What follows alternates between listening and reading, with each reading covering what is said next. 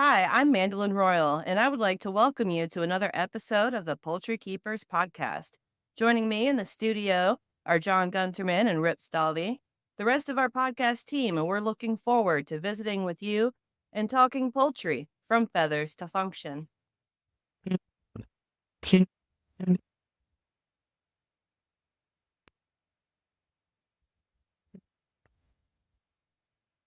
And when I say weigh your birds, the standard dictates the weight for every breed, and try to keep within those weight parameters, within 20%, one way or the other, you'll be fine.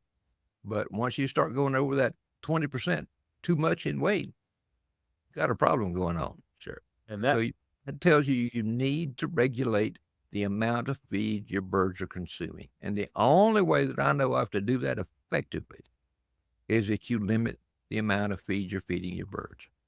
Average bird, whatever the average bird is, I'm not real sure at this point anymore. But usually you can allow 4 ounces of feed per bird per day.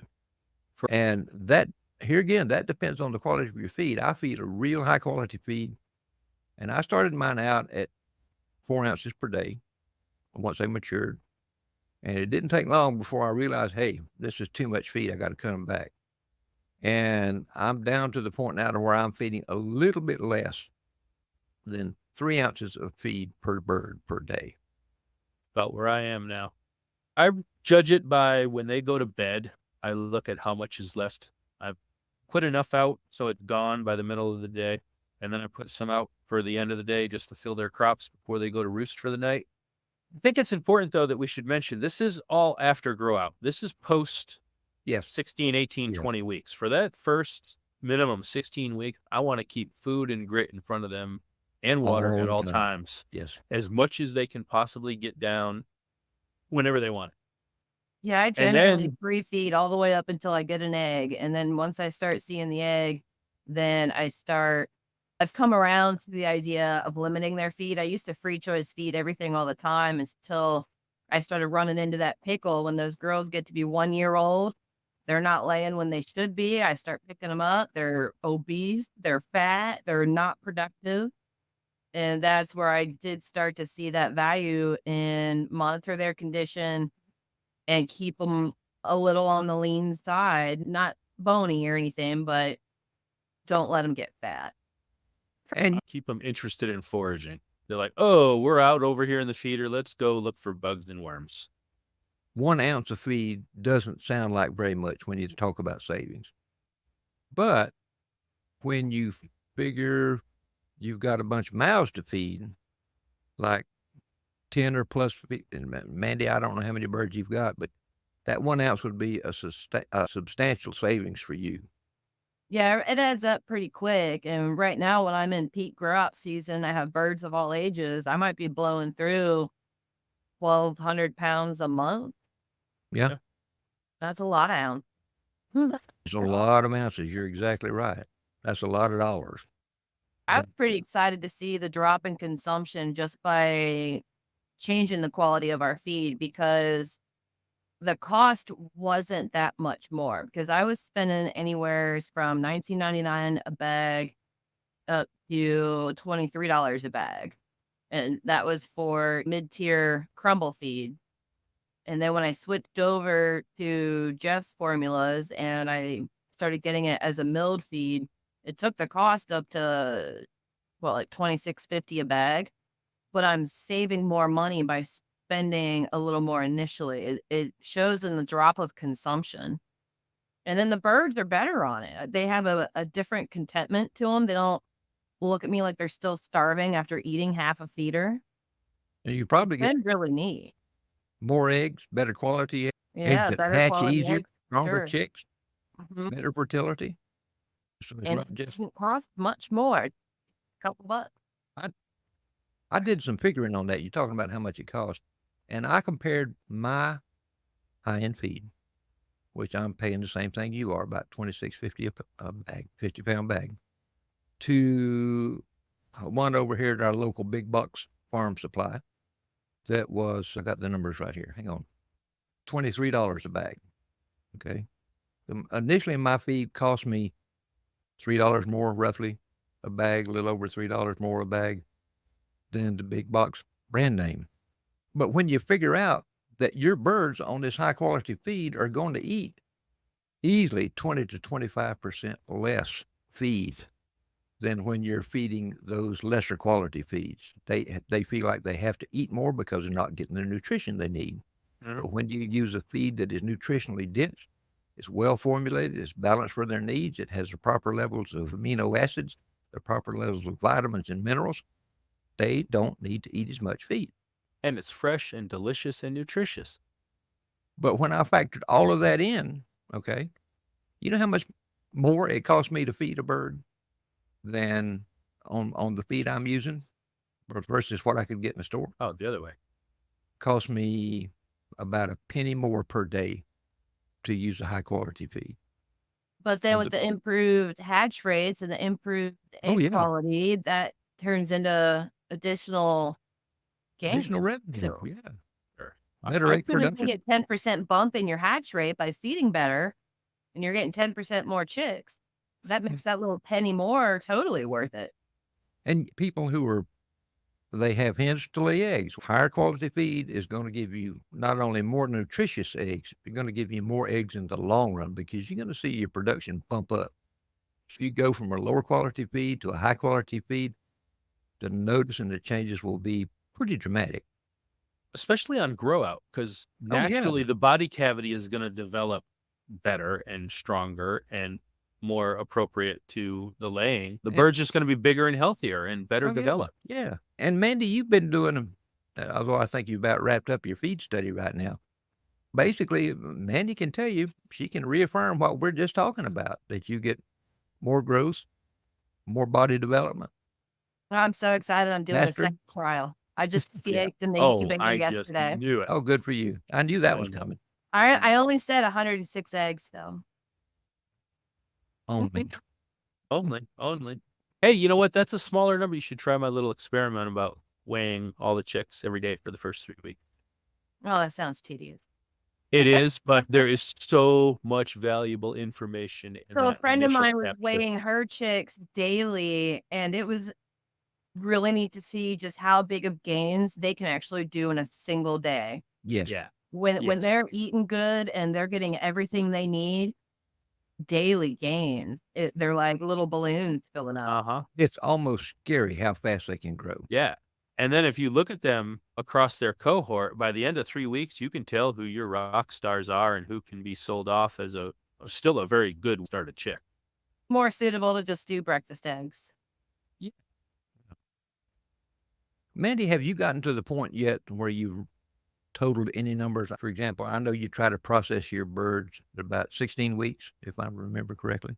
Yeah, and I still need to weigh all of our carcasses and get everything in front of me in the spreadsheet. I still have my scribbles.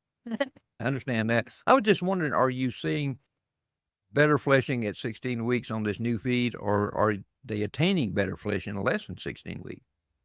There was a lot of variation because the genetics were so diverse. There was like 4 different genetic families involved total. And the birds that normally grow well grew better. And the others, I didn't have experience with them before, so I don't know what they were doing before. So that's why I'm immediately jumping right back into a trial using just one family of genetics. And then I can compare the new data with the old data and then also see how this batch does from birds that I'm a lot more familiar with. That will be the telling. That will be the telling study, I think. Yeah. Because then you're comparing apples to apples, not apples and oranges. But that first trial did let me work all the kinks out and figure out how to do it better. We always learn, and we always realize that no matter how much we know, we didn't know as much as we thought we knew. That's my profound statement for the day. We talked about high-quality feed and low-quality feed, bargain feeds. And if you're unsure that if you're looking at look at the feed tag. You can learn a lot from the feed tag. And don't just stop at the protein and the fat and the fiber. Read the entire tag. Especially those ingredients. Oh, yeah. Just as important, but sometimes I think it's probably a little bit more important than the total amount of protein is the levels of the amino acids lysine and methionine. If there's not enough lysine and methionine, you're not going to get good growth on your birds. Just absolutely no way. You're not going to get healthy chicks out of the egg. No. And it affects not only the body growth, but it affects the feathers. Feathers are protein, let's face it. What are proteins? Amino acids. It's going to it's going to impact not only the bodies and the feathers, but like John was saying, the health. And you're going to get more hatchability, more vigorous chicks that hatch. It's just a snowball effect. It doesn't just start here and stop. It just keeps, it's one of those things that just keeps going and going and going in so many areas. It was amazing to me. When I've said this before, it's when I stopped trying to save money on feed is when I actually started saving money on feed. I'm glad you brought that up. I started sprinkling this magic Fertrell breeder supplement powder over my all flock starter crumbles. And all of a sudden I'm going, wow, these chicks are very different than the chick 2 weeks ago in the previous batch. There's something going on here. And then the grit we have not brought up grit yet, except once. I got it in the notes important. Here. Yeah, I know. But there's no way you're putting all this beautiful nutrition down into your chickens, and without grit in the gizzard and proper gizzard function to grind and masticate and extract all this goodness, it's just going out the back end. We say 10% more or savings just from adding grit. That would just otherwise be going right out the back end of your chicken. I saw a report fairly recently that they did on broilers where they didn't get 10%. They had a 15% improvement in feed efficiency just from feeding grit. Grit's cheap and it works wonders. Yep. Even they say sometimes on the internet that if you feed a crumble, you don't need grit. And that's not true. Malarkey. No. Not true at all. We need to do a chicken myth busting. Ooh, there's a few things I just want to smash apart. Next. That would be fun. Oyster shell can be substituted for grit. No. Not even. Not true. And I had someone contact me the other day that was wanting to know about limestone grit. Oh. No, that's just about as bad as oyster shells. Almost as bad, just a notch in between. And the reason we say they're not good, those are fairly soft materials. What we're talking about is granite. Right. Good old, hard as my head granite. And you may not know Mined this, from right here in Barry, Vermont. Beautiful. The color of the grit can make a difference too. Uh-huh. I learned this from Jeff, that most chickens don't like to eat red grit, not cherry stone grit. They much prefer the white grit. Yeah. And somebody came on and verified, said, my birds will not eat cherry grit. They'll go without it. But chickens are funny, and the more I learn about them, the funnier it gets sometimes. And it's the little things that can improve the efficiency, that can improve the overall health and welfare of our birds and the production long term. We're not just telling you incremental improvements. We're telling you folks this kind of stuff to save you time, to save you money, to save you effort, because trust me, I have made every single error and every single mistake we're going over today. At least twice. Just usually multiple times. But I thought that was impressive where they were saving or getting 15% better feed efficiency, feeding the birds grit. And don't wait till they are mature. Heck no. You want to start immediately. Day-old chicks, give them grit. Sprinkle it on top of their feed. I am mixing chick grit into my starter feed, which literally putting inside my hatcher. So the chicks are coming out of the eggs and they're falling into a pile of food and grit. And there's a water. Top dressing with chick grit the first day. I just sprinkle it right on top. That's the first thing they see. I read a study where it said that if it was mixed into the feed, it was like a certain percentage more efficient. And since I'm mixing my own feed anyways, I'm buying my grains whole, weighing them out, cracking them or grinding them, and doing the whole thing. I can mix it in at the same time. And it's real easy for me to say, oh, I need 10% grit, and this is a 100-pound batch, so 10 pounds of grit gets thrown in. And It grit starts. is not expensive. It's not. And what it brings, easiest way to save money on your food bill and make healthier chickens. Yes. And if you're Absolutely. not doing it, I'm going to quote Jeff, you're just being cruel to your birds. They really are. Do they have a gizzard for a reason? We got sidetracked, but we were talking about what's in your feed. All right. If you see things like plant byproducts, if you see anything that says byproducts, that's mean it's previously been used for something else. Yeah. And this is the leftovers. Yeah. You'll see distiller grain byproducts. That's already gone through the cooking, fermentation process and had nutrients removed. Those are fillers. They are fairly inexpensive to use in feed. And some feed absolutely has to have fillers in it. If you're buying pellets, and if you're getting crumbles. it's a binder. It has to. Yeah, you can't make a pellet without that binder. And here's another irony. You mentioned crumble. First they make a pellet, then they bust it up to make crumble. Just leave it alone. And I can remember when crumble was about all you could get, and I knew the company made a pellet. I priced it. It was $3 more for a bag of pellet. I never did figure that one out because that's got to have pellets to make the crumble. But okay, whatever. Now that I've been feeding just this coarse mash, my birds just are loving life. I'm loving life. I'm able to actually go around to my local farmers because I live in a very rural agrarian area and buy corn and wheat and barley and oats when it's seasonally available from my neighbors and store it. Right now, they're all in 55-gallon steel cans. I did run short on corn, so I had to run up to E.M. Brown & Sons and buy another 200 pounds, but I'm still great on all the other ingredients. That's good. A friend of mine is trying to get me to bring home his silo. It's an actual stand-up. Oh, there you go. Must hold 1,000 pounds at least. It's a pretty good size. And I was Okay. like, so what? I can get my corn whole and store it indefinitely. Yes, I was looking at it. Silo for each ingredient. As long as they're whole, you can use the IBC totes, and as long as they're kept dry. As soon as it's ground, do not store your feed in an IBC tote. Nope. It's going to mold instantly. Like, worst idea ever. Keep your grain whole. You get a screw auger feed system. Great storage solution. What can you do if you can't find a good quality feed? And that happens very regularly. That's where the supplements come into play, I think. Or exactly. You can make your own. You can have it custom made, or you can use a feed supplement. And there's two good ones on the market right now that I highly recommend. One is the Fur Trail Breeder and Showbird supplement, and the other one is Kerry Blackman's Show Pro supplement. Both were formulated and developed by Jeff Maddox. They're good stuff. For the specific purpose. Yes.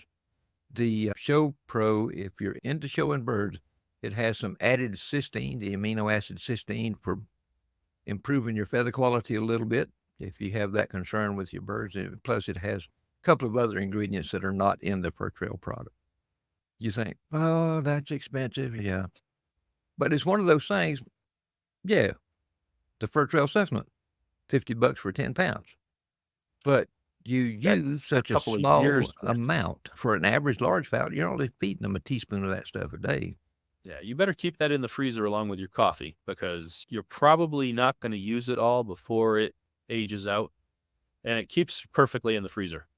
It will greatly improve your bird. Mm-hmm. I know the first time I tried it, I was feeding nutrient feed, and I was basically clueless about Fur Trail supplement and all that kind of stuff. And Jeff Maddox talked me into trying it. That's how he got me. I noticed a change in my bird in about 3 days. Yeah. And then it just kept them get better and better and better. It's one of those investments that can save you money and give you better, stronger, healthier birds in the long run.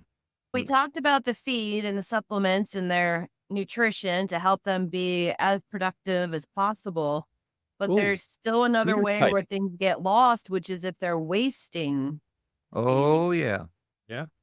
There's a lot in the feeder type, which you ran into on your grow out in this feed trial. Yeah, that was something I didn't anticipate. And then there's so many nuances to providing the feed to the bird. Why don't you explain what happened during the feed trial? So I had just the basic round gravity style feeders, and I have them in multiple sizes from 1 pound all the way up to 11 pounds. And I've historically only ever been feeding a crumble, and there was no issue with the flow of that feed getting to that bottom trough. But when I started with the new chick starter that was milled and really fine for the chicks, it didn't flow down to the bottom trough. It just hung in the gravity part and didn't flow. And it took me a couple of days where I would lift it up and shake it. And I was thinking, well, that's weird. But then I saw it didn't flow. It didn't move through. So it's a whole other type of feeder that I need to invest in order to feed that style of feed. And I'm going to have to do the trough styles where it can spread out, which actually is better for the birds, and it gives everybody more shoulder room to access that feeder. And that then reduces your competition, which then gives you a more even and consistent flock result, as it turns out. And you've seen from your friends' weigh data that even now hours without feed can make a difference in those. Yeah, it didn't seem like it was that much, but when I compared notes with another friend of mine using our genetics, he was averaging 30 grams heavier. For a little week-old chick, that's a lot. That's everything. Yeah, where I saw 65 grams, he saw 100, 110 grams. When you first told me that, Mandelyn, I saw, and I got to thinking, I don't remember seeing a tube type feeder until early to mid 60s. And that's just about the time that you started seeing a lot of crumbles to market. Up until that time, everything was mash feed and everything was fed in a trough. Makes sense now. And I could be off on those dates a little bit. I'm getting to be an old geezer and I don't often remember things as I should. And I remember going up to a gentleman up here that lived north of me, Ed Little, and he had, I don't know, 500-600 Rhode Island red commercial birds. And his feeders, they were homemade. Nothing wrong with a homemade feeder. They worked great. He made them out of 1x8, and they were just 8 foot long, just 3 boards, open on the top where the birds could access the feed. He would not fill them over halfway to help lessen the feed waste, because if you've ever watched your birds, they are great at sorting through and billing through feed to expose those choice bits. Now, a choice bit to a bird is the larger pieces first and things that look yellow. Corn, wheat. They're little piggies. And they don't have hands. They can't sort through them, and they can't get into the feeder and scratch. So what do they use? They use their beak. And they, like they're trying to peck, and then they jerk their head back to expose a little bit of feed. So if you can increase the height of your feeder, you can help reduce that. I know a lot of folks are using a piece of PVC pipe, 6-inch PVC pipe. My birds threw 50 pounds on the floor so fast using those PVC feeder designs. Flip their head back and forth. I learned the trick to dealing with that. You cut yours in half when you made the feeder? No, I did the tube going up and then an elbow coming out. And at about a 45-degree angle upward. That was supposed to prevent that from happening. Doesn't. Put grates down, so they have to go through the grate to get to the food. That can work, and you can buy plastic feed grates, or you can make it out of some 1/2 by 1 inch wire. But I was talking to a friend of mine out in Oregon, and we were talking about PVC pipe feeders. And he said when he first made some, he hated them because he took a 6-inch piece of pipe and cut it halfway down, made 2 feeders out of it. Mm-hmm. Well, you got this kind of wideish trough that's really not very deep, but it has these straight sides on it. He said finally it dawned on him to only cut about the top third off of that piece of pipe. So he had curved side that as the birds would flick the feed back towards them, it would fall back in. It wouldn't go out Oh, of the feeder itself. And then he Falls also back in. rigged a no roost pole that goes across there where some folks complain, well, my birds get into feeders, the trough style feeders. Just put a round dial, works good, piece of PVC pipe, but have it where it will spin free and hang it over the feed. Give them just enough room to get their head in there, but not enough room that they can get in there and make a mess with it. And that can be as simple as running a piece of sturdy cable with the pipe over that. Yeah. That makes it real loosey-goosey. As soon as they try to jump on it, they slide right off. I was talking about Mr. Little earlier. I remember his feeders. He had taken strips of wooden lath, like they used to put plaster up with, and he had cut squares. I don't know. They seemed like they were about 3 inches square for each end, and then he'd run strips of lath back and forth. He had one on the side, one on the top, one on the bottom, both sides, top and bottom. And he had fixed it, had just driven a nail in there and then drilled a hole in the end of extended his feeder board up, drilled a hole in that to where it would just sit there and spin just as free as it could be, just like it was on bearing. The birds could get on it. It didn't throw them right off, but it would spin them around and keep them off. Now, one of my favorite ways to save on feed is always keeping my eye out for the unproductive birds, the ones who just never grow up to be the best. No and slackers. The slackers, the ones who fill in well. They were always puny. They maybe only put out 2 or 3 eggs a week. Just the least productive birds are the ones they we need invite to the go freezer first. They need to go. They're costing you money, big dollars. And I know you can get attached to birds and all that, but it's something you really have to do. And with our economy the way it is here, that if those less productive birds are not removed from the flock, your prices are going to go out of sight. I'm not keeping any bird past 32 weeks of age unless she's laying 5 eggs a week. At least 5. I like to see 6. 6 would be great. I had one last year that laid 7. Pause. For how long? Overachiever. Yeah, nonstop. I set that's every the egg. one you definitely want to hatch from. I set every egg she laid for 2 months.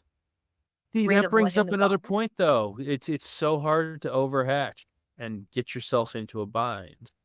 Oh, it's not hard to overhatch. It's hard to control yourself and keep yourself from overhatching. It is. There's hatchaholic support groups. I'm not joking about this. I'm guilty of it. I can't point fingers and say, hey.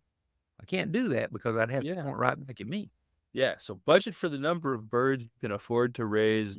Try to hold yourself to that budget and promote a marital harmony and fiscal responsibility and all those important things. Another thing that comes to mind, let's face it, we all like to spoil our bird. We all like to give them treats. It's not the best thing for your birds. It's not healthy choice. It costs you money. Okay. And if you were to start reducing their treats, they're going to look at you with that sorry, pitiful look on their face and try to lay the guilt trip on you, but don't knuckle under. Limit treats to no more than 10% of the bird's daily intake of food. Okay. If you're feeding 4 ounces of feed per bird, and don't just say, I'll just throw them a handful of corn. How much does that handful of corn weigh? Or I'll throw out a handful of mealworms. How much do those mealworms weigh? Deduct that from the amount of feed. But also look what it's doing to the nutritional profile for the day for the bird. Screwing it all up. Throwing it out of balance. And now I've convinced my birds that if I take a handful of their regular feed and I wet it and I mash it up into a little ball and I throw it, that's the best treat in the whole wide world. They think it's something spectacular. Ooh. Time you turn that bag around and you read it, it says feed as a sole ration. Yes. And then when you look at that analysis and it says this is your protein, this is your fat, this is your lysine, this is all of those little levels is based on the assumption that they're not eating anything else. Right. Everything you add takes away from that analysis. Exactly. Of what they're actually taking in. I've never seen a giant of iceberg lettuce to keep them entertained. They're getting zero nutrition from it. unless you're buying a nutritional supplement from a supplement maker, you're not supplementing their diet by feeding them kitchen scraps or anything else. Some Yeah. people I've seen where they do warm oatmeal as a treat in the wintertime, but when you look at the nutritional profile of oatmeal, Backwards. there's really not a whole lot in there. If you want Now, to feed them cream of something, corn.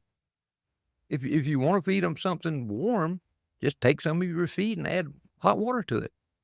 That's it. Yeah, and keep the They'll hug nutritional your neck if profile you do working. that. Yeah, absolutely. Sure. Hey, do you, either one of you guys have anything else you want to cover? I think we've pretty well gone through our line here. Difference that a little free range can make if you can keep them safe. When they Free go out range and is find the huge. live bugs, because what some people don't realize when you get that little bag of dried out mealworms, it doesn't have the amino proteins in there for nutrition. They're a dried out shell of a husk with incomplete proteins. So the nutrition isn't there. But you give them a live bug, now you're talking. That's right. And Plus, if from you the order, go ahead, John. culinary perspective, this access to pasture is where all your flavor and all the wonderful things that are supposed to be beautiful about a heritage chicken are going to start expressing themselves. If they're just on a bag, boring feed their entire life, they're not going to taste that amazing as a chicken. They're going to taste. And but even if- the color of the yolk and the egg, when they start getting those dark leafy greens, you start seeing that real dark orange yolk. oh, the carotenoid pigments are amazing. Yeah. Yeah, and I saw- the yolks stand so tall in the pan when you're cooking them. I almost hate to break the yolk, but I Yeah. like to have it broken in my sandwich a little bit. I saw a picture of an egg yolk the other day that was a light cream color at best. I've seen white yolk before. Oh, yeah. Those are so unappetizing to me. I'm sorry. I like a good, strong yellow, light orange yolk. That's really, we talk about that taste of place, terroir, in the kitchen, in the culinary world. And that's where that's coming from, is access to nature, the sun, the rain, the bugs, the worms, the dirt, the soil. That's how a chicken should chicken. That's Part of being a chicken. That's exactly right. And the more feed they go find on their own out of that nutrient dense environment, the less of the bag stuff they're going to have. Right. John and Mandy, I appreciate you so much today. Y'all did a really good job.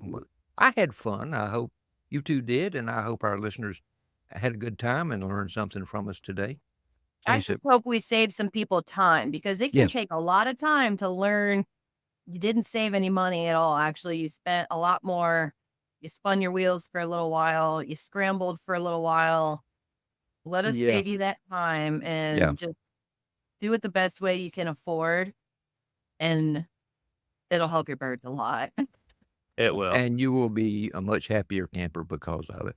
Yeah. Trust me. Yeah. And Folks, we've stayed away from, never mind. Go ahead.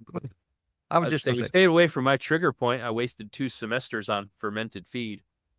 Let's save that for its whole other rant. that's another can of worms. Take us home. All right. Folks, we are so glad you joined us today for this podcast show from the Poultry Keepers podcast. We're happy to have you with us. And it's our listeners that keep us going and keep us wanting to do this because we hear from them on a regular basis how much they appreciate it. And recently we just reached 25,000 downloads. And remember the first We've episode we crossed did, the I year was mark. ecstatic when we got 25 downloads. Yeah. We've crossed the year mark now. Yep. Very strongly. It's almost, I think Mandy joined us not long after we started. I remember visiting her place on 4th of July last year. I just started saying, Wasn't I it? want to say it was in late July when she came on. Yeah. I was bringing Yeah, I her think we've only some got through birds. 4 episodes or so. Yeah, wasn't much. We're going to wrap it up. I'm going to let my partners here get on with their daily routines, and I'll get on with mine. This brings us to the close of another Poultry Keepers podcast, and we're very happy you chose to join us. Until next time, we'd appreciate it if you would drop us a note, letting us know your thoughts about our podcast. Please share our podcast with all of your friends that keep poultry, and we hope you'll join us again when we'll be talking poultry from feathers to function.